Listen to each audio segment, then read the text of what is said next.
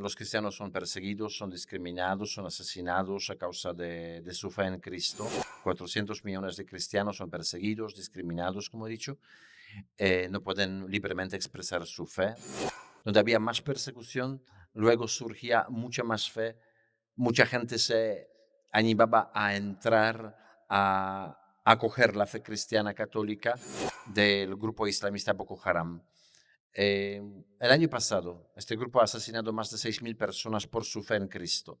Y es el país a la vez que más vocaciones tiene de todos los países africanos. Yo no lo sé por qué, pero para los gobiernos socialistas, comunistas, la iglesia es como primer enemigo.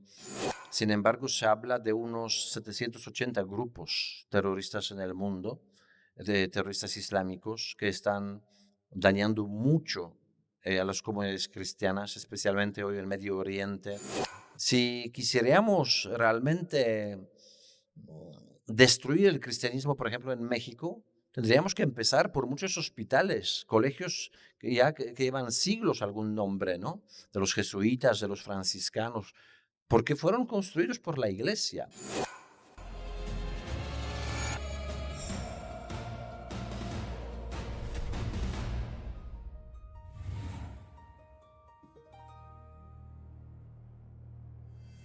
Hola amigos y amigas, bienvenidos a un episodio más de nuestro canal Nuestra Fe en Cristo. Hoy nos encontramos con un misionero, él es polaco, se llama Dominik. Démosle la bienvenida. Bienvenido Dominik. Muchísimas gracias de verdad por muchas gracias por la invitación. Para mí es un placer estar con ustedes en este programa, en este podcast. Muchas gracias Dominik. Platícanos Dominik, ¿cuál es tu misión dentro de esta iglesia católica? Bueno, yo soy teólogo, soy pedagogo, soy polaco y hace unos 20 y pico años que empecé bueno, este servicio misionero para la iglesia. Desde el año 2003 soy miembro de una fundación pontificia, una fundación vaticana que se llama Ayuda a la Iglesia Necesitada. Es una fundación eclesial, una fundación internacional presente con las oficinas nacionales en 25 países, pero estamos ayudando económicamente, espiritualmente, a los misioneros que trabajan en alrededor de 150 países donde estamos, ¿no? Especialmente en los lugares donde hoy los cristianos son perseguidos, son discriminados, son asesinados a causa de su fe en Cristo. Es un tema que muchos desconocemos, pensamos que la persecución religiosa pues ocurrió hace 2000 años, que ocurrió quizás en México hace 100 años, sin embargo ahora, como hablamos de tantos derechos de todo y de todos, pues pensamos que también los cristianos tienen todos los derechos en cualquier parte del mundo y no es así. 400 millones de cristianos son perseguidos, discriminados, como he dicho, no pueden libremente expresar su fe. Especialmente hablamos de los países musulmanes. En gran parte de los países musulmanes hay muchas dificultades para las comunidades cristianas. Entonces nos dedicamos a apoyar estas comunidades a veces muy pequeñas, a veces muy desfavorecidas en el nivel económico también. Entonces, bueno, esta es nuestra labor. Y platícanos, ¿qué lugares has visitado y cómo has experimentado la fe que viven las personas en los lugares donde los cristianos son perseguidos? No sabría decirte cuántos lugares he visitado, porque no me acuerdo. Son alrededor de 70 países. No son nunca los viajes turísticos, son los viajes precisamente como misionero, como también miembro de la fundación, para visitar la zona, conocer los problemas, las necesidades de estas comunidades, para poder luego transmitir en los países occidentales donde podemos formar un poquito, informar a la gente sobre este hecho, donde podemos también pedir a la gente su apoyo económico para mantenimiento de estas iglesias, a veces digo perseguidas, minoritarias. Mi impresión es siempre la misma, sea donde sea. Estas comunidades tan afectadas por la violencia, afectadas por la persecución religiosa, son las comunidades muy fervorosas, son las comunidades muy fuertes en su fe. Yo te puedo decir que los países, bueno, desde hace siempre, ¿no? A lo largo de la historia de la Iglesia, donde se quería de alguna manera, no lo sé, afectar a la Iglesia, dañar a las comunidades cristianas, o unos intentos que la Iglesia desaparezca, ¿no? En algún lugar, todos esos intentos fueron realmente en vano. Y diría yo, hasta con el efecto totalmente contrario, donde había más persecución, luego surgía mucha más fe, mucha gente se animaba a entrar, a acoger la fe cristiana católica. Como decía el Tertuliano, ¿no? Hace ya siglos, que decía que la sangre de los cristianos es la semilla de nuevos cristianos. Y yo lo experimenté en diferentes partes del mundo.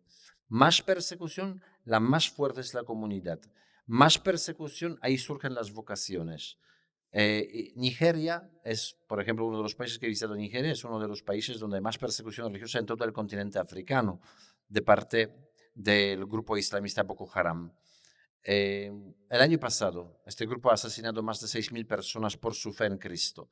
Y es el país a la vez que más vocaciones tiene de todos los países africanos. Los seminarios están completamente llenos.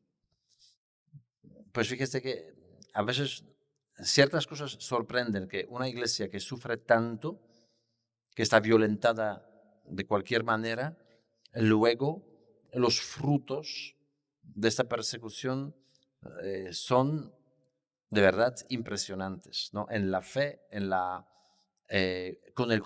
el compromiso de estos cristianos con su comunidad. eh, lo he visto esto, ¿no? Y la segunda cosa que me impactó mucho es, aunque forman una pequeña parte de un país, por ejemplo, de la población de un país. Te puedo dar un ejemplo como Tayikistán, por ejemplo.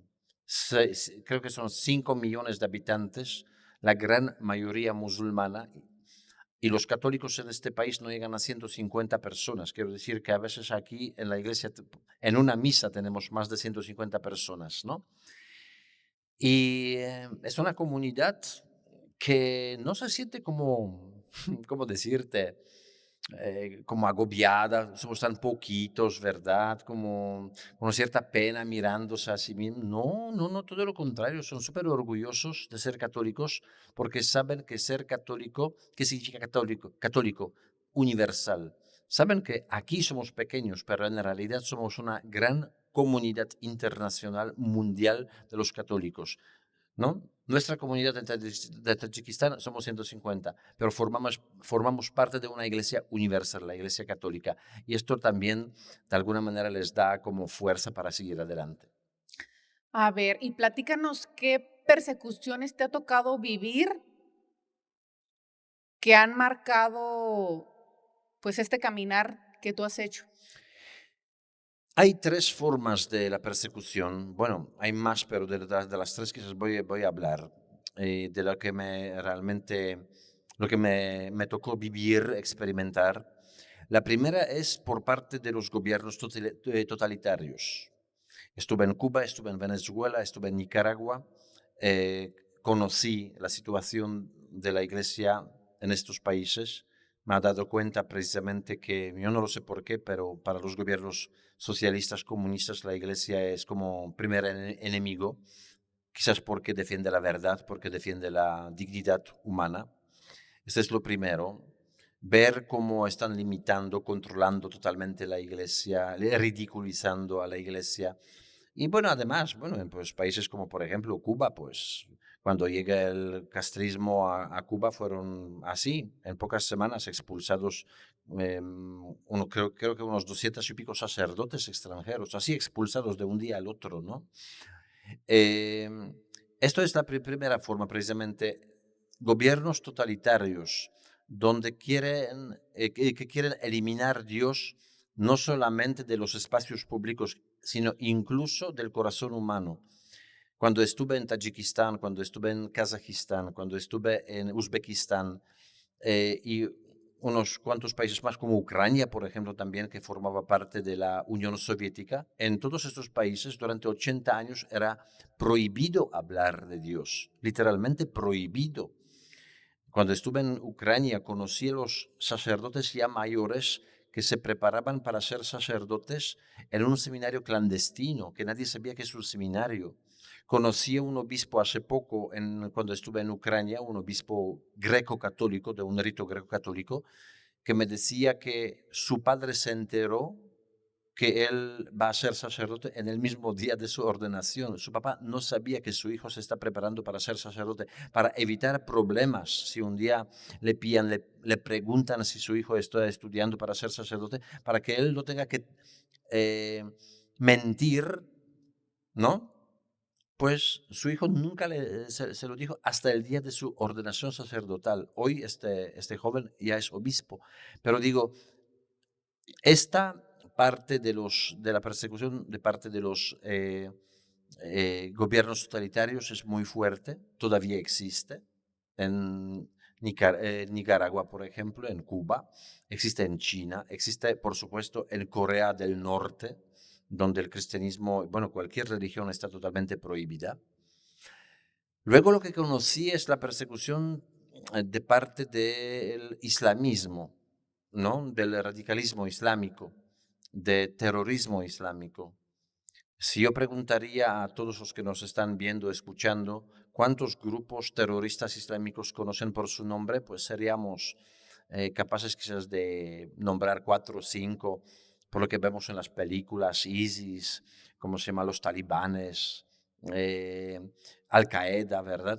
Sin embargo, se habla de unos 780 grupos terroristas en el mundo, de terroristas islámicos, que están dañando mucho a las comunidades cristianas, especialmente hoy en Medio Oriente, en algunos países asiáticos y también ya prácticamente en norte de África, ¿no?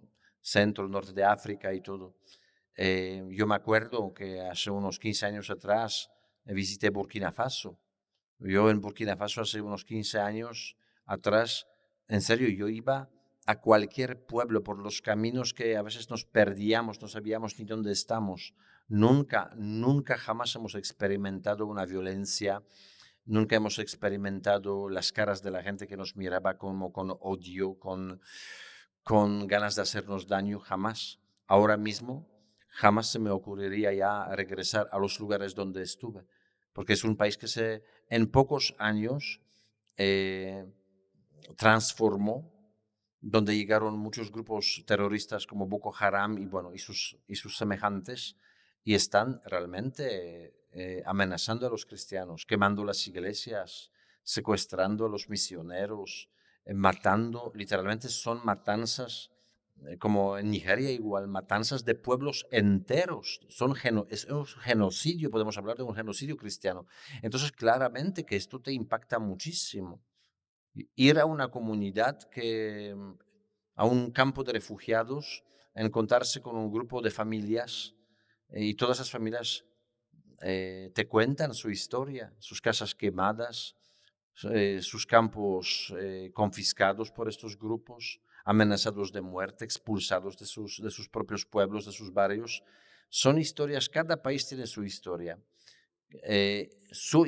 por supuesto, de martirio, su historia de sufrimiento. Y tercer tipo de persecución que podríamos observar en muchos países, incluso occidentales, ¿no? Miren, una vez tengo un amigo que es argentino, es sacerdote argentino, pero trabaja desde hace muchos años ya en Medio Oriente, entre eh, Egipto y luego Siria, Irak, Líbano, ¿no? Los países, además, Siria e Irak, donde pasaron por una persecución religiosa muy fuerte, muy dolorosa, muy dolorosa.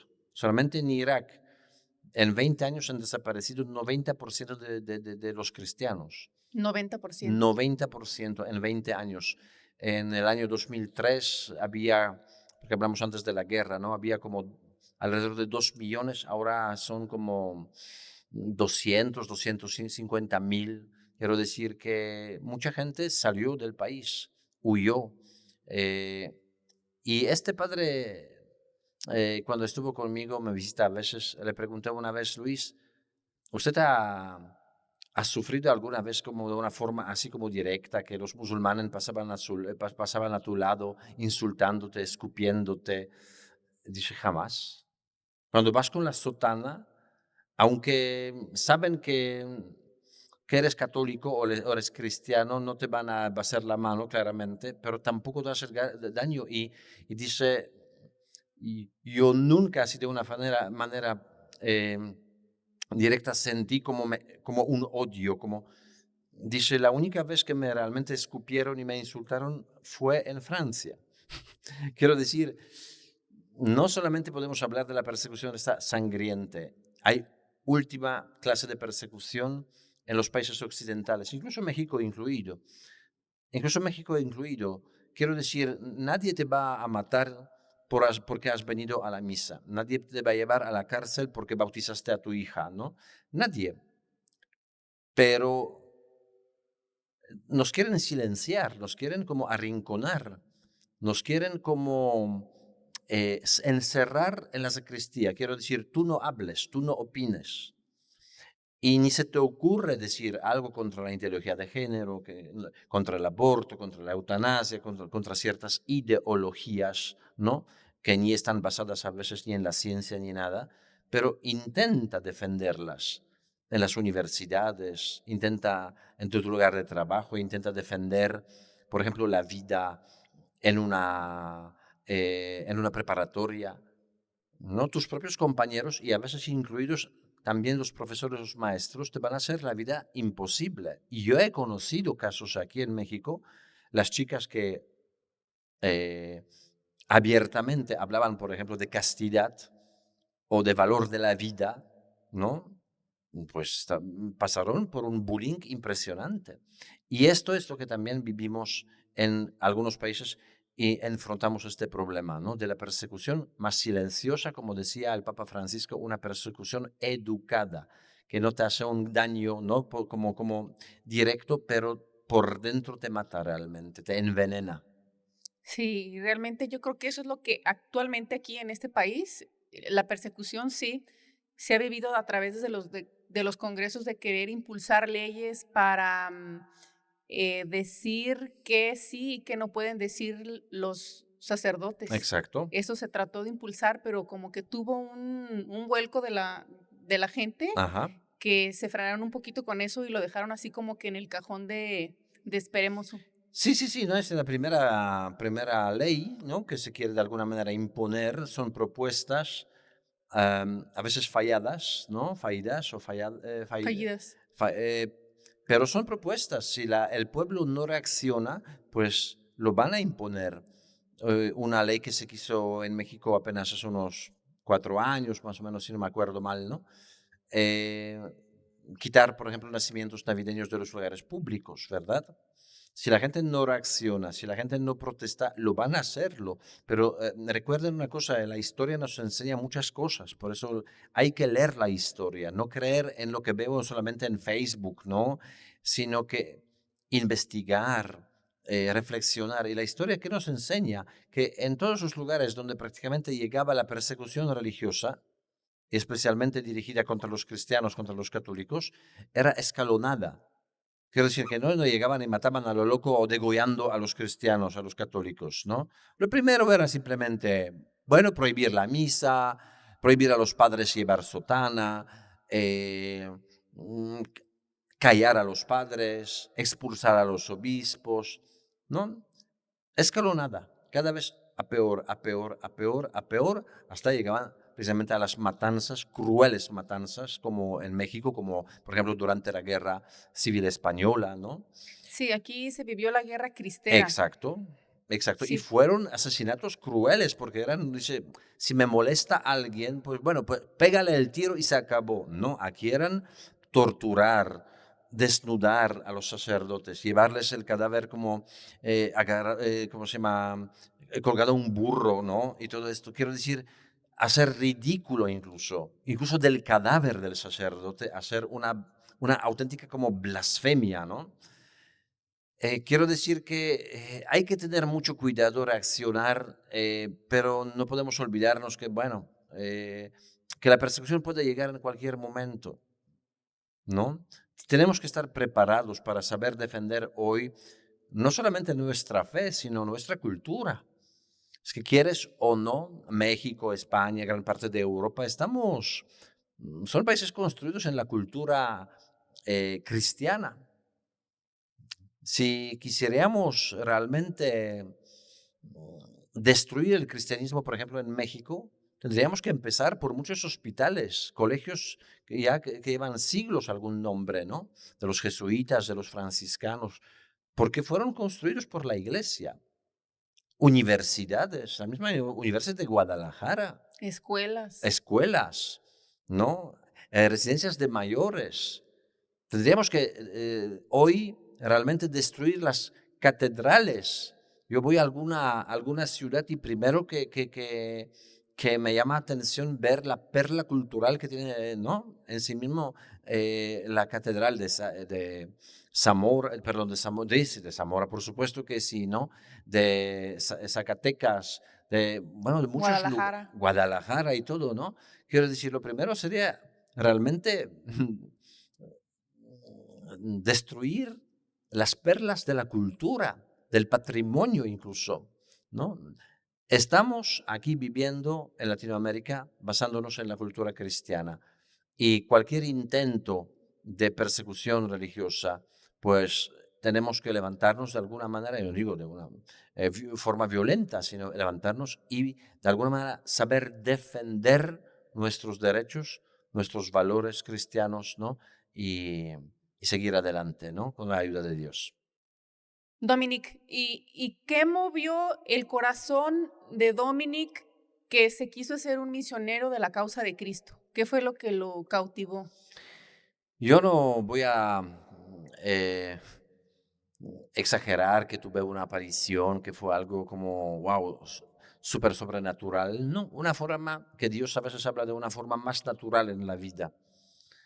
Y yo creo que un chico que está creciendo en el ámbito eclesial, que conoce a los sacerdotes, que ve todas las obras preciosas que está haciendo la iglesia a veces fuera de las cámaras, ¿no? Cuando participas eres monaguillo, cuando participas en un grupo juvenil, cuando haces tus peregrinaciones a pie a Chenstokhova, que es nuestro santuario nacional y todo, pues descubres tu fe, profundizas tu fe, conoces la gente que vive los mismos valores y no es gente amargada, no es gente tonta, no es gente ignorante, sino son personas a veces con una inteligencia impresionante, con 3, 4 carreras, felices de ser católicos, de alguna manera transmitiendo una alegría con una forma tan natural, ¿no? Y todo. Conoces a los sacerdotes, precisamente a los misioneros que han estado en algunos países, escuchas sus testimonios y esto llega a un momento que como Dios susurra en tu corazón, ¿no? ¿Y tú por qué no? ¿Qué vas a hacer con tu vida? Entonces, para mí, repito, fue descubrir mi vocación de una forma totalmente natural, eh, entregarme totalmente a mi vocación, totalmente, repito, porque esto como 24 horas al día, donde me piden, donde tengo que ir, voy con mucho gusto. Muchas veces me preguntaron, porque he visitado los países realmente muy peligrosos y en los momentos de guerra, por ejemplo en Irak, en Ucrania estuve hace poco, ¿no? O los países donde hay mucho terrorismo islámico, estuve en Nigeria, estuve en Irak, igual, ¿no? En Pakistán, en muchos lugares, ¿no? Y me preguntan, ¿no tienes miedo? No, no, la verdad que no, no lo sé, pero yo creo que el Espíritu Santo precisamente nos acompaña, también si Dios llama a algo especial, también te de alguna manera prepara para esta misión, ¿no? Eh, y yo no cambiaría nada por lo que estoy haciendo. A veces cansado, no te voy a decir que no. A veces es un cansancio, muchas conferencias, muchos viajes. A veces una semana estás en 4 lugares diferentes y claramente ya también por la edad uno llega a un cierto como, no lo sé cómo decirte, a un nivel de la vida que esta es mi cocina, este es mi baño, este es mi colchón, aquí, ¿no? Quiero decir, ya te sientes, tu casa es tu casa. Sí, Y tantos viajes pues cansan un poquito, pero no es un cansancio que dice, no, ya basta, ¿no? No.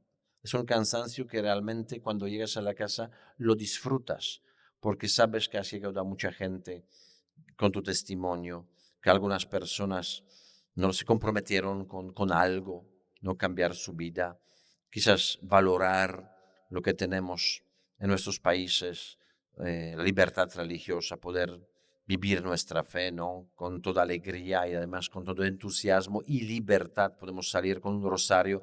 En México, pues es también algo para mí impresionante, la gente rezando rosario, ¿verdad? En la calle, frente a la casa, peregrinaciones de todos los lugares, ¿no? Eh, y todo en libertad. Entonces, yo soy muy feliz de hacer lo que estoy haciendo y doy gracias a Dios por esta vocación. bendito Dios. Qué bueno, muchas gracias. Y eres como una inspiración para que todo mundo cumpla su misión desde donde le toca, ¿no? Desde su casa, desde la maternidad, desde el trabajo. Yo no lo sé si yo soy una inspiración, ojalá, pero yo creo que escuchando, miren, hay una pequeña diferencia em, que quiero mencionar en mis conferencias, en mis testimonios, mejor decir. Yo no hablo de mi vida. Yo no hablo de mi vida que yo fui, no lo sé qué, era satanista, era rockero, iba a las misas negras y me convertí un día. No, no. Yo no hablo de mi persona, yo solamente transmito los testimonios de los cristianos perseguidos de diferentes partes del mundo que he conocido, que he experimentado, que he escuchado. Y esto es lo que transforma el corazón de la gente. Además, hoy me he dado cuenta que puedes dar una catequesis teológica eh, de alto nivel intelectual, con mucha preparación, y la gente lo va a escuchar, pero das un testimonio y la gente llora. Hoy lo que mueve a la gente es querer vivir, experimentar o escuchar cómo se puede vivir realmente la palabra de Dios en la vida cotidiana. Y los cristianos perseguidos nos muestran con su propia vida que se puede vivir el Evangelio. Te doy un pequeño ejemplo, si me permites. Sí, claro, por supuesto. El tema del perdón. Yo mucho acentúo también en el tema del perdón. Vivimos en un mundo que el perdón yo creo que está fuera de moda. Perdonar hoy significa ser tontito para muchos. ¿Cómo que perdonó a una persona, a su marido que le maltrataba? ¿Cómo que le perdonó? ¿Cómo que perdonó a su violador? ¿Cómo que perdonó a una persona que le robó? Y miles de cosas. Vemos películas, telenovelas que están llenos de revancha, de odio, venganza, cero perdón. Sin embargo, el perdón yo creo que es una de las características más importantes, más fuertes del cristianismo. Cuando pregunta uno de los apóstoles a Cristo, ¿cuántas veces tenemos que perdonar? Hasta 7 veces. Cristo responde, no, 70 veces 7, que en la simbología judía es como infinitivamente, ¿no? Hay que perdonar. Y llegas a estos países donde conoces una familia cuyos sobrinos o primos o propio hermano le mataron por ser cristiano, no me vas a creer, pero yo nunca, jamás he escuchado de la boca de los cristianos en estos países, los cristianos perseguidos, que me hablaban de venganza. Llegará un día de justicia, ¿no? Van a pagar por lo que... Jamás, en serio, jamás he escuchado esto. Siempre hablaban del perdón, de buscar el camino de la paz, de reconciliación. No estoy bromeando. Estos cristianos a veces nos enseñan estos auténticos valores cristianos evangélicos que nosotros ya nos olvidamos a practicar en nuestra vida. Podemos aprender mucho de ellos, ¿no? El tema de la Eucaristía. Yo he conocido la gente que anda un día entero para llegar a la misa. Cuando llegó la pandemia y se cerraron las iglesias, hablo en este momento de un país que se llama Kazajistán, que las distancias son enormes. Entre una y otra parroquia a veces son 500 kilómetros de distancia. Había una señora que no se enteró que cerraron los templos en todo el país. Pensó que solamente no llegó padre porque por algún motivo no llegó.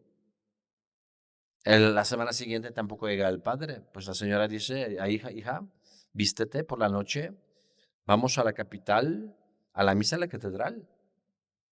Toda la noche viajando en un camión para llegar a la catedral a primera hora, ir a la misa. Y vaya sorpresa, cuando llegan, después de toda la noche del viaje, la catedral también está cerrada.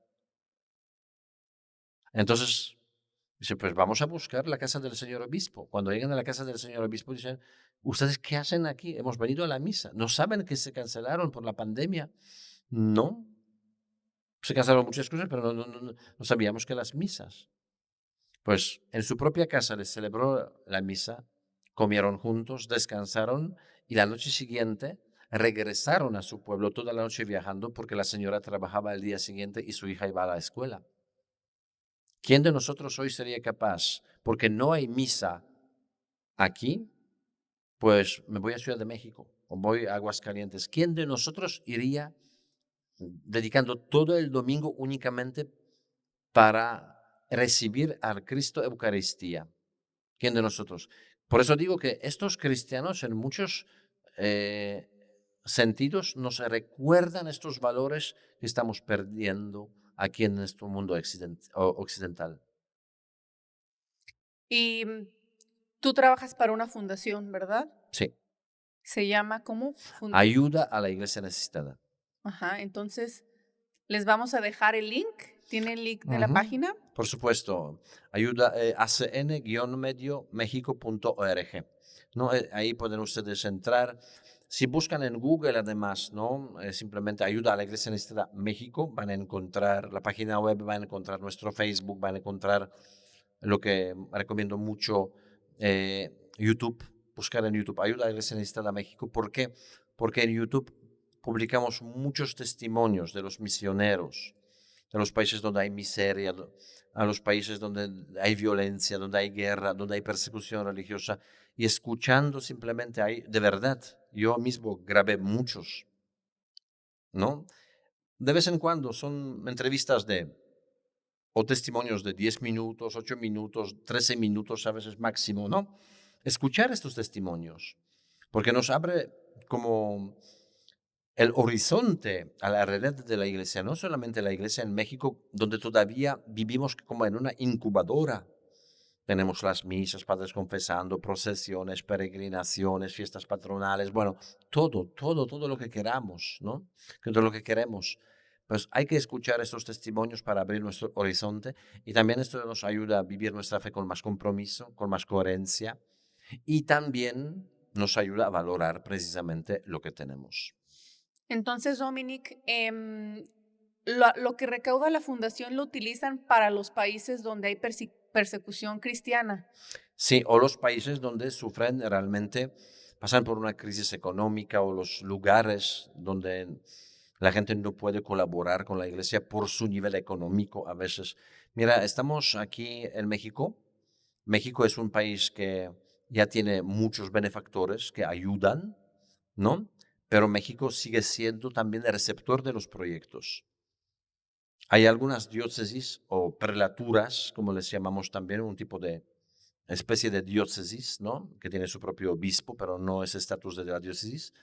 eh, Nayarit, prelatura mijopolitana en Oaxaca y otras cuantas más, ¿no? Aquí, donde realmente si no ayudas a construir un templo en un pueblo, la gente es incapaz de recaudar lo suficiente por su nivel económico que llevan a construir una iglesia, a construir una capillita, ¿no? Tenemos lugares donde los padres, por ejemplo, un caso muy concreto, ¿no?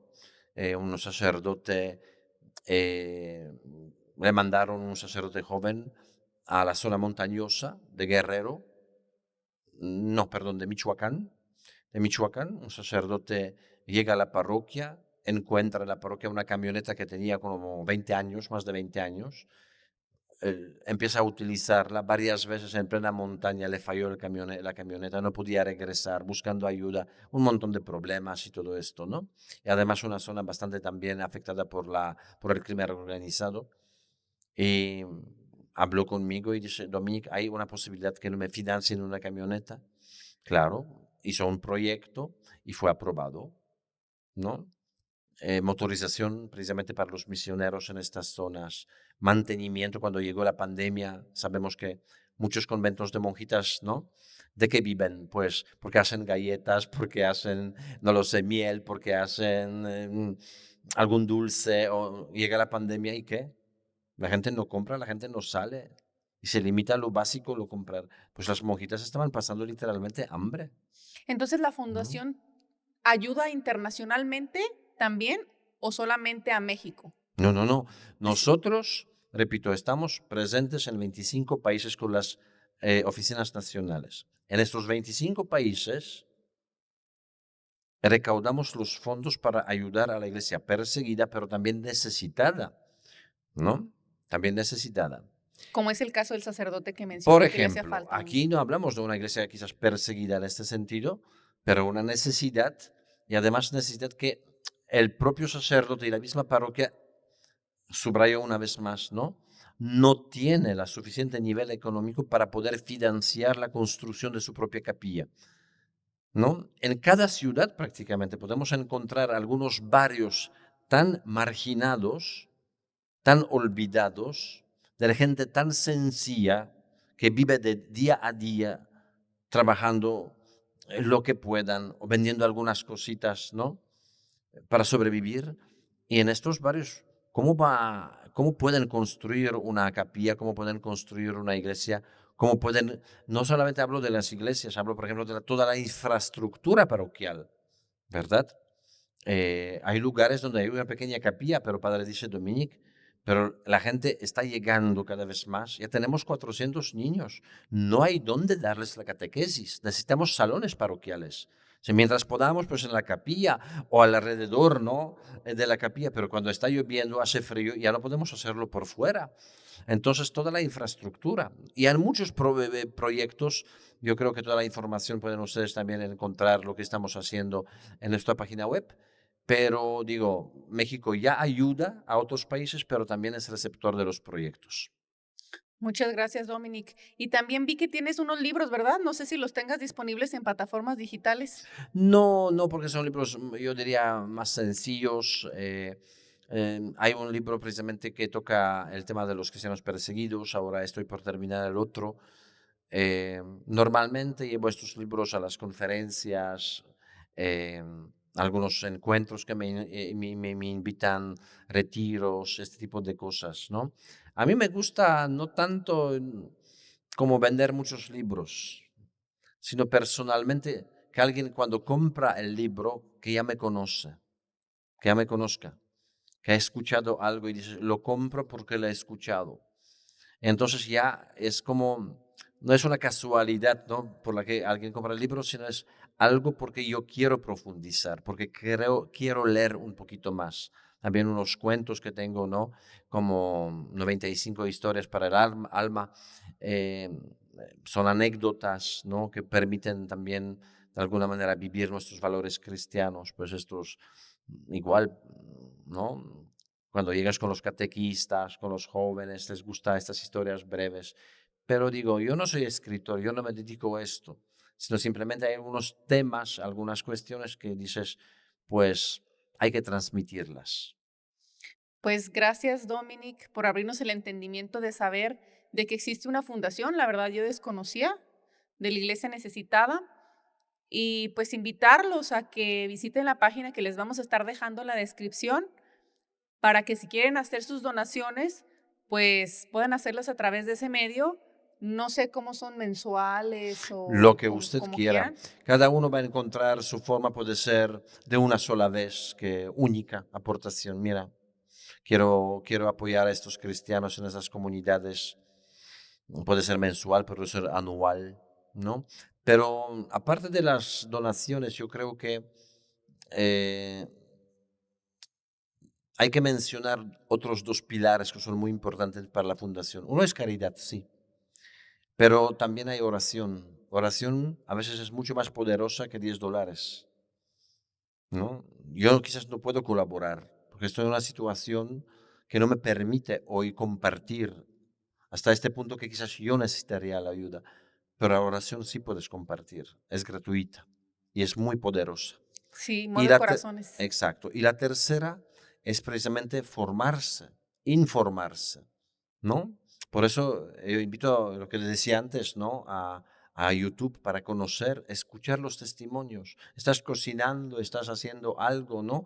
Y te pones un videíto, no hay que verlo, escuchar el testimonio de un misionero de Burkina Faso, de un misionero en Sri Lanka, de donde sea, ¿no? Escucharlo.